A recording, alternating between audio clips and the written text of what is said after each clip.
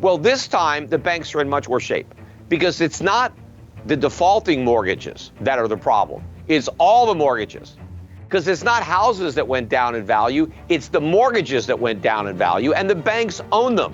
So either your bank fails and you lose money. I mean, you lose deposits. You don't get 100 cents on the dollar. Or alternatively, the Federal Reserve comes to the rescue of the banks. And okay, you get your money, but it doesn't buy very much. So either you lose your deposits or your deposits lose their value. Those are your choices. But you're not going to walk away from this whole. Welcome back to Liberty and Finance. We're delighted to have this first-time widely followed guest who almost needs no introduction. Peter Schiff of Euro-Pacific Asset Management and Schiff Gold joins us this first time Thursday, January 25th, 2024. Peter, thanks for coming on Liberty and Finance this first time. Yeah, thanks for having me on, Dunnigan. It's a pleasure to be on your podcast. Well, you've been a force for analysis and communication in the precious metals and solid assets business longer than most people have even been aware that there was such a business. And some people have followed you all along. Some people are just getting tuned in.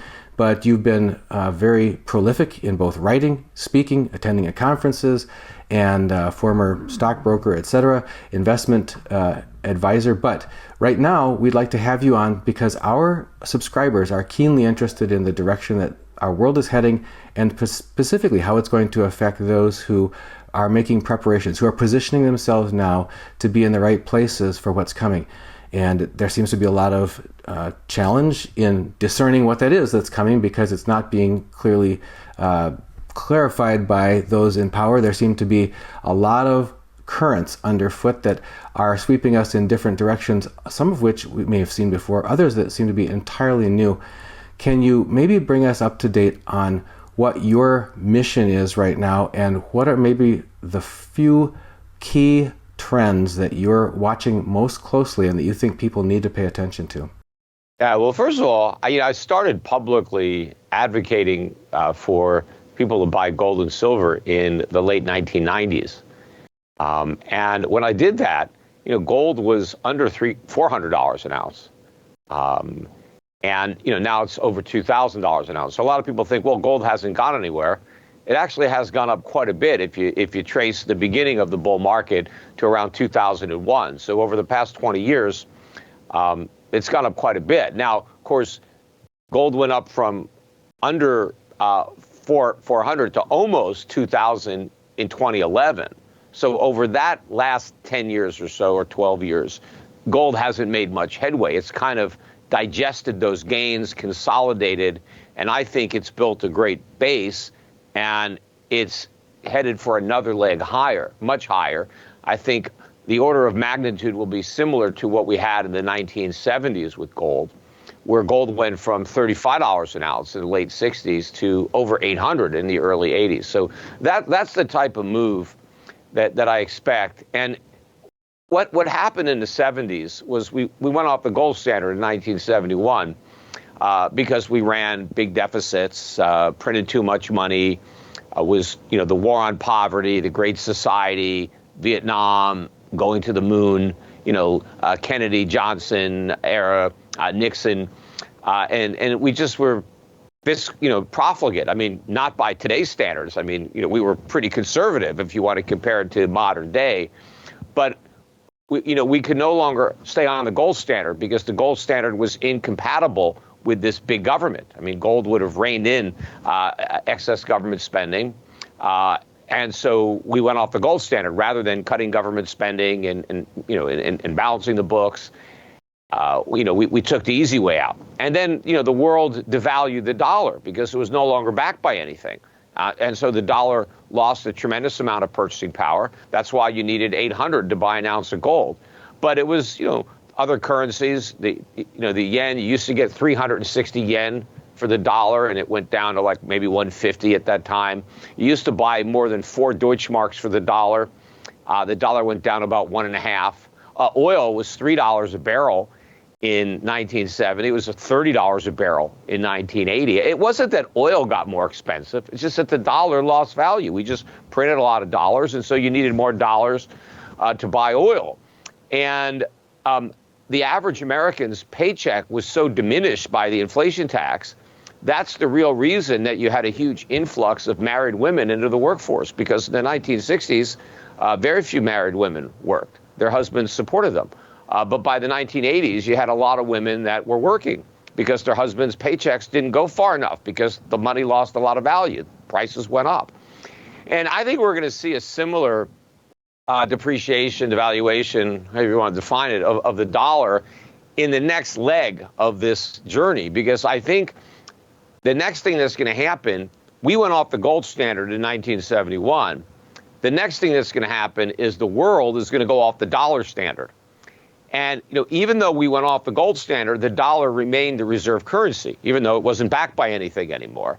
And that provided Americans with a gigantic subsidy, because we could just print money and then buy stuff with it without having to make anything, because we could take the money we printed and exchange it for the goods that people made in other countries using, factories and labor and land and all these resources. We didn't have to use any resources. We just conjured money into thin air and we got all this stuff. And Americans didn't have to save. We could just spend everything we earned, while the rest of the world, did all the heavy lifting. So we've had this giant subsidy that has been propping up the economy. And what I've been warning about, even going back to the Greenspan era, was that we were going to lose this privilege because of the profligacy. I was a big critic of Alan Greenspan's tenure going back to 1987. I remember I wrote him letters. I still have the letters I sent him. He answered me. I was just out of college. But I didn't like his response to the 1987 stock market crash. And I criticized him for what he did, and he defended it to me. But that was the beginning. And then he kept repeating those mistakes up until the policies that inflated the housing bubble that he enacted in 2001. And then he passed the baton to Bernanke, and the bubble popped on his watch, 2007, 2008. But those monetary mistakes have continued under Yellen and now under Powell. And in the meantime, the national debt has gone from, I don't know, maybe it was 2 or 3 trillion. I forget where it was when I wrote that letter to Greenspan. I know it was 1 trillion in 1980 when Reagan came in. But now the national debt is 34 trillion. But it's rising by $1.25 trillion. I mean, even though the official budget deficits are about 2 trillion, which is still enormous, if you actually look at the national debt, every quarter it goes up by $1 trillion. So the government's borrowing $4 trillion a year to fund its operations. That's a lot of bonds. Meanwhile, I've been a big critic over the last 10 years over the way our debt has been financed with short-term debt, the way I criticized people for taking out adjustable rate mortgages. I mean, not really. I didn't criticize people for taking out those mortgages. I criticized the banks for being dumb enough to issue those mortgages, and the U.S. government for putting the taxpayer on the hook by guaranteeing them, because I knew what would happen when the rates went up, and we got the housing collapse and the financial crisis. But now all this debt that the government accumulated when rates were 25 basis points is now maturing. You've got $10-12 trillion worth of treasuries that mature in 2024. That has to be rolled over at 500 basis points, whatever the rates are. Meanwhile, the Federal Reserve is selling treasuries. They used to be a big buyer. The so-called Social Security trust funds, they're selling treasuries too, because the government doesn't collect enough in payroll taxes to cover the cost of Social Security, and that deficit gets wider every week as more people drop out of the labor force, more people retire.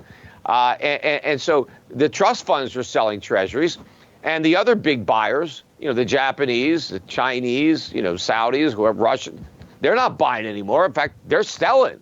And I think they have a lot more treasuries to sell. So I think we're getting very close to a sovereign debt crisis, which will precipitate a U.S. dollar crisis. What will you look for as a sign that debt crisis has occurred? I mean, some of these statistics that you've just pointed out, such as $1 trillion or more of increase to the national debt, et cetera, are staggering in themselves. But how does that evidence itself in for example, the bond market, Sometimes these things have happened rather abruptly. We certainly saw some dislocations of the overnight interest rate, or associated with either what initiated the bank term lending program, et cetera. Some of these sort of extraordinary measures that the Fed has taken. But what do you anticipate might be a symptom or a sign that would show the crisis is actually happening? Well, the signs are already there that, a crisis is coming. I mean, trying to pinpoint the exact date is impossible. But if you look at what's been happening to the U.S. economy, you look at the enormity of our trade deficits and our budget deficits, these imbalances that have produced that are enormous. In fact, if you look at the popularity, or maybe that's not the right word, the lack of popularity of President Biden, there's never been a sitting president this unpopular. And, the only reason to explain that is voters are unhappy with their situation and they blame Biden, whether it's his fault or not. I mean, voters have a tendency to blame the incumbent president for the problems, and they give the incumbent president credit if things are going well. Well, the media keeps telling us, the Biden administration certainly keeps telling us that everything is great, but the polls tell us that it's not great. And, the media says that, well, there's a disconnect. Why don't the voters realize how great everything is? The disconnect isn't between the voters and the economy. It's between the statistics and the economy. The statistics don't tell you the real story. So the fact that people, are working 2 or 3 jobs, the fact that people have no savings, the fact that they've maxed out their credit cards, household debt has never been this high. This is a sign of economic stress. I mean, we don't have productive jobs anymore. We have a lot of low-paying service sector jobs. People have nothing saved. But if you want to look at, what might happen in the market to kind of say, okay, this is it, right? It's over now. The things I think are going to happen, but I think they're going to happen very abruptly. So you can't really wait for this to do something. I think you've got to be prepared in advance. You just got to, take for granted that you're probably going to be early. I mean, obviously not as early as me. I've been preparing for a long time. But you got to be early, because you can only be early. Because if you're late, well, you've missed it, and you're never going to do it, just perfectly. But I think that when you see the bond market really start to fall, maybe when the Fed goes back to QE, which I expect it to happen this year. I mean, I think the Fed, forget about rate cuts. I mean, we might get those.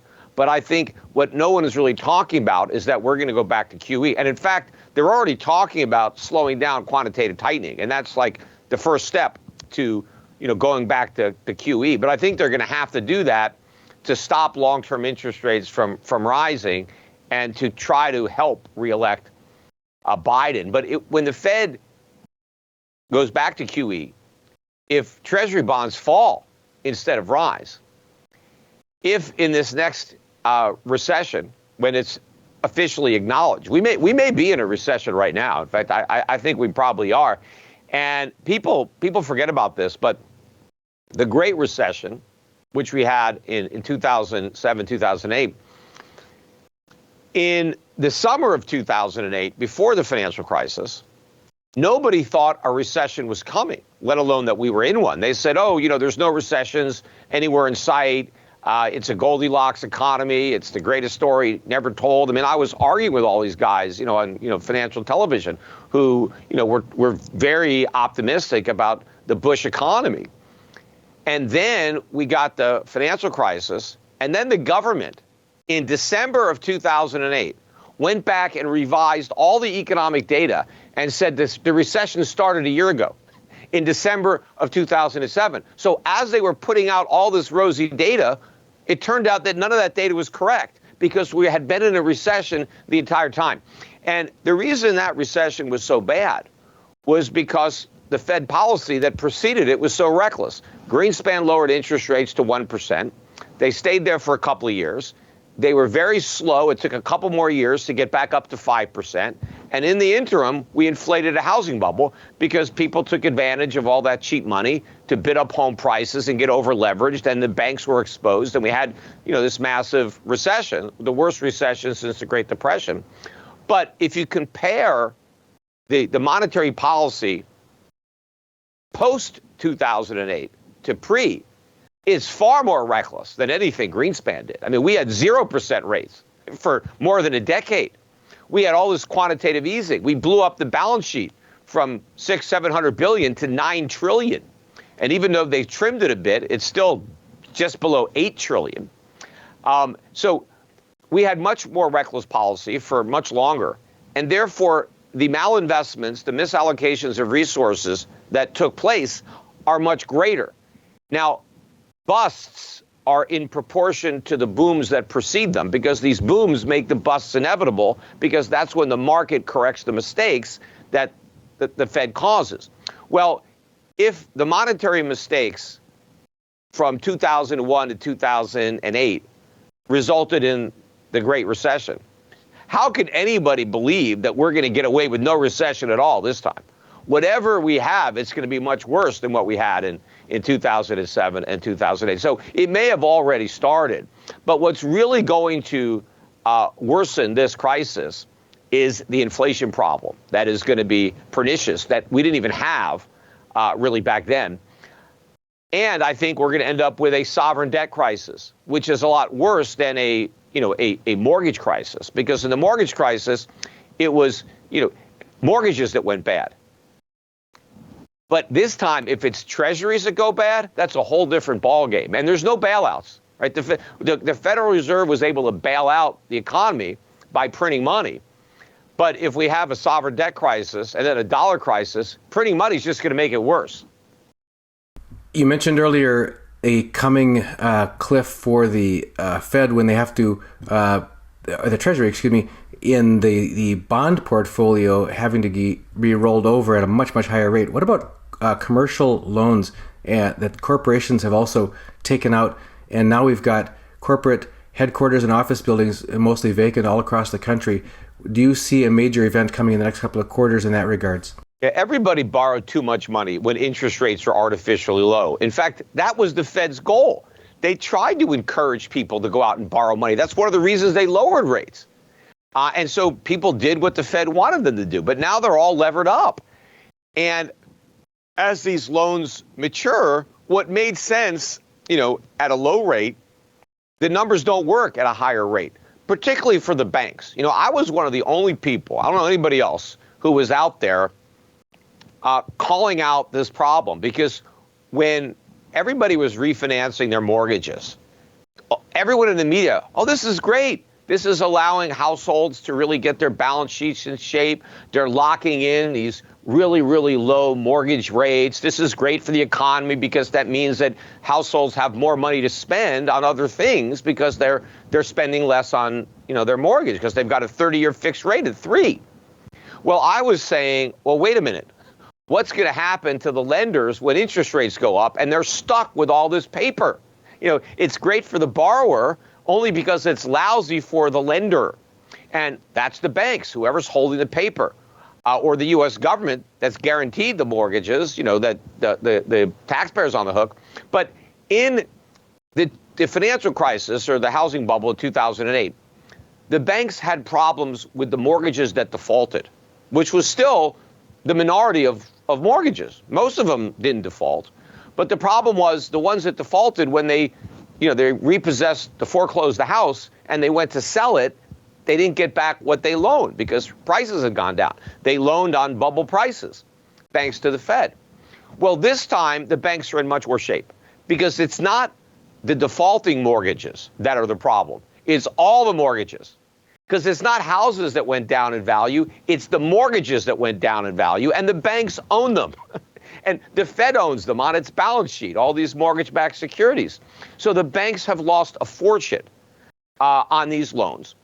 That's why they can't pay their depositors any interest, because they're losing money. And the depositors want their money back so they can lend it to the government by buying a money market and getting 5%. So we have a much bigger financial problem now than we had in 2008. Plus, it's not just residential, it's commercial. You touched on that. Commercial real estate is a disaster. In 2008, there was no problem with commercial real estate. In fact, commercial real estate went up because when the Fed cut rates to zero, that was a big boom for commercial real estate. Real estate prices went up like bond prices because those rental incomes were a lot more valuable with lower rates. But what's happening now is commercial real estate prices have collapsed. They've collapsed for a couple of reasons. One, people are working from home, so a lot of these office buildings are empty, and people are shopping from home because they're online. And so a lot of the shopping centers, the malls, they're half empty or whatever. And so real estate, commercial real estate prices are down 30, 40, 50, 60%. And some of these buildings, crime has gone way up. And that's another big problem. People don't even want to go to work. The employers don't want their employees coming to work. And a lot of stores can't even afford to stay in business because everybody keeps stealing, their merchandise. So their insurance rates have gone up and all this. And so real estate prices are way down. The banks are going to lose a fortune on these foreclosures, defaults, because just like homeowners mailed in the keys in 2008, 2009, because they didn't want to make payments on a $400,000 mortgage when they lived in a $250,000 house. Didn't make any sense to throw away that money. The commercial owners are going to do the same thing. Why refinance their loan? You borrow $200 million to buy a building, and now you have to refinance the loan, but the building is only worth $150,000. Just walk away. That saves you $50 million. $150 million property, a $200 million mortgage, especially when the rates are going up. So the banks are stuck. They're going to lose a ton of money on defaulted commercial real estate, and they're going to lose a ton of money on all of their residential mortgages that don't default. In fact, the banks would be better off today if you default, because then they could sell the property and tear up the mortgage, which they don't want, because the mortgage is a liability, because it's a loser. They're collecting 3%, and their cost of funds is 5%. You're taking us right where I wanted to go, and that is the health of the banks. Back in 2023, we saw the failures of the second, third, and fourth largest bank failures in the history of the United States. What do you foresee for the health of the banks in 2024? Yeah, well, we would have had a worse financial crisis than 2008 had the Fed not come to the rescue of those banks. But that does not mean that they've fixed the problem. They haven't. They just bought some time while the problem got worse. But the banking sector, again, is much sicker than it was in 2008 when we bailed them all out. And all the banks that were too big to fail in 2008 are much bigger now. And so when they fail this time, it's going to be even worse. The banking system was actually far sounder in 1929. When we had the Great Depression, we didn't have any government insurance on bank deposits. In all of the 1930s, only about 2% of all the bank deposits were lost due to bank failures. That was it. And as a result of that, we ended up with the FDIC and all these big government programs. But the free market did a pretty good job during the 1930s. And the vast majority of bank deposits were safe. But today, because of the moral hazard of insured deposits and the reckless monetary policy of the Fed, the banking system is completely insolvent. And so there's only two possibilities. If you've got your money in a bank, there are only two things that could possibly happen. One is your bank fails and you lose a lot of money because the government doesn't have the money to make you whole, right? If one or two banks fail, okay, they can cover that. But if you have a major banking crisis, even a big bank, like a Bank of America or Wells Fargo, if that bank fails, just the government doesn't have the resources. The FDIC is out of money, right away. There's nothing there. So either your bank fails and you lose money. You lose deposits. You don't get 100 cents on the dollar. Or alternatively, the Federal Reserve comes to the rescue of the banks. And, okay, you get your money, but it doesn't buy very much. So either you lose your deposits or your deposits lose their value. Those are your choices. But you're not going to walk away from this whole. You're going to lose one way or another. That's why I've been advising people, you don't want to keep your money in banks. I mean, you got to keep some there because you got to pay your bills, but you don't want to keep any long-term savings there because it may not have any value. Either it's not going to be there or it's not going to buy much. So you got to withdraw it and you got to do something to protect it.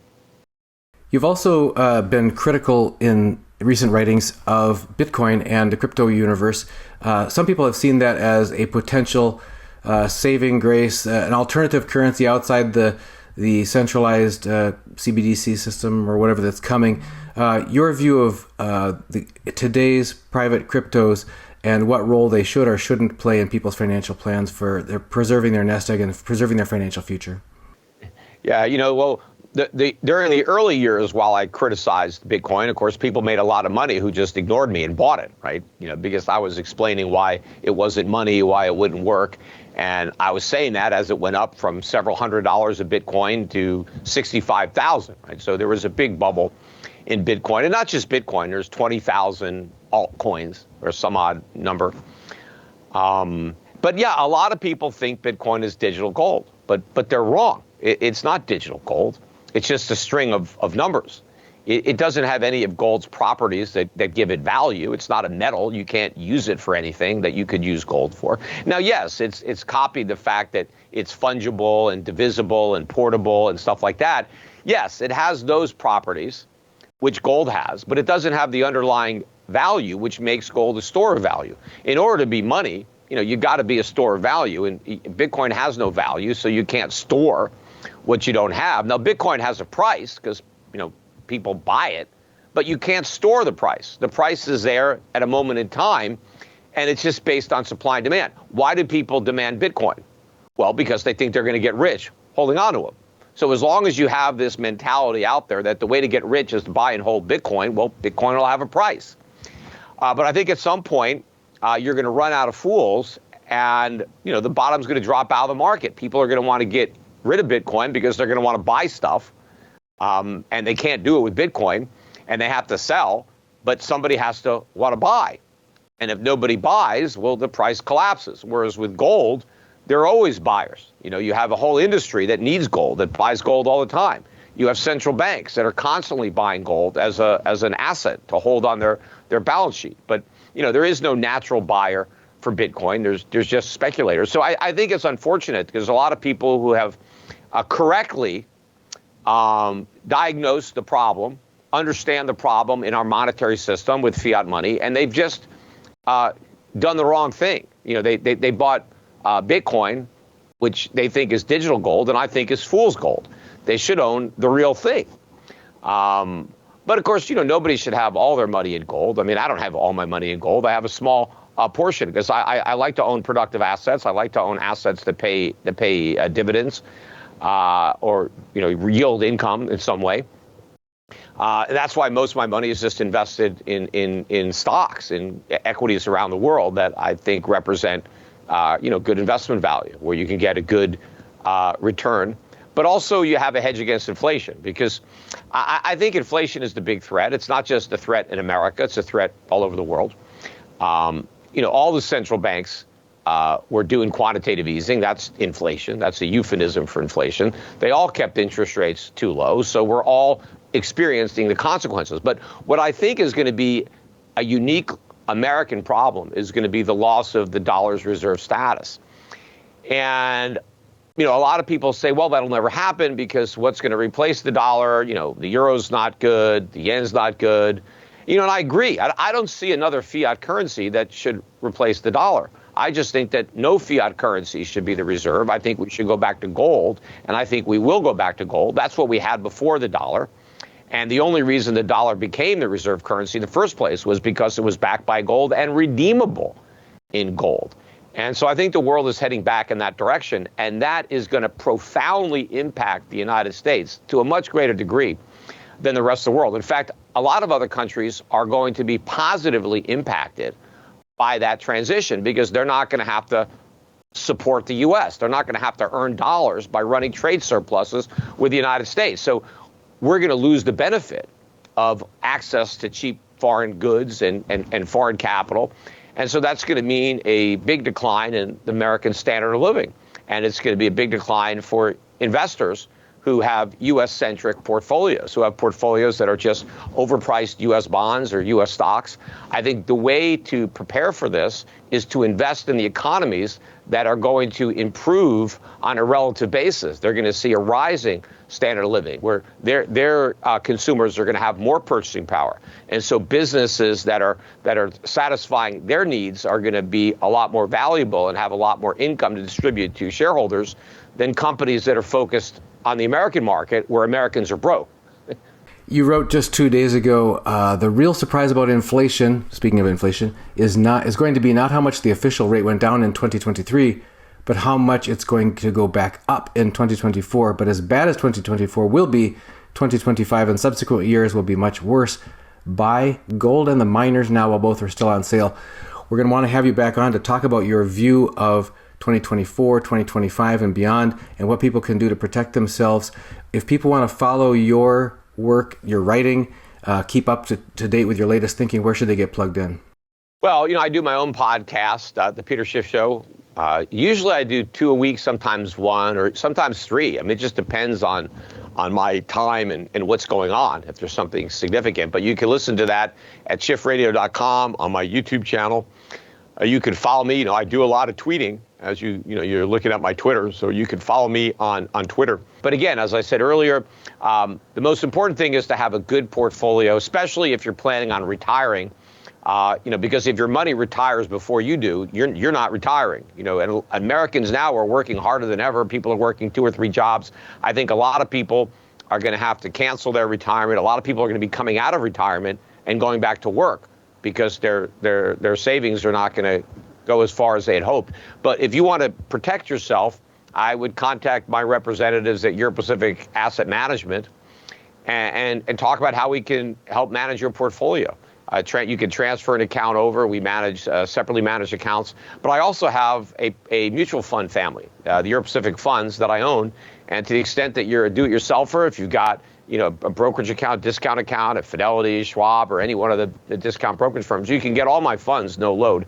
And they're all managed and designed to thrive in an environment of stagflation, where the U.S. economy is weak, where inflation is picking up, where the dollar is falling. So these are good portfolios. They would have done incredibly well in the 1970s, and I think they'll do even better during this decade and going forward, because I think we have a bigger problem now than we had then, and so it's going to be a more disruptive consequence. And so you can get those funds on your own. I've got a foreign value fund, a foreign dividend payers fund, an emerging market fund, a gold fund, and a foreign bond fund. Well, Peter Schiff, thank you for joining us. Folks, if you don't want to miss a single episode with Peter or any of our other guests, make sure you get on our free mailing list, and we don't share your email address with anyone. Go to libertyandfinance.com. That's libertyandfinance, all spelled out, all one word, .com. Put in your name, your email address, click submit, and make sure you confirm on the confirming email. Then you'll get 1 email in your inbox each day with our latest guests, including Peter. And you won't want to miss that. Peter Schiff, thank you for joining us this first time on Liberty and Finance. Again, happy to be here. Have a good week. You too.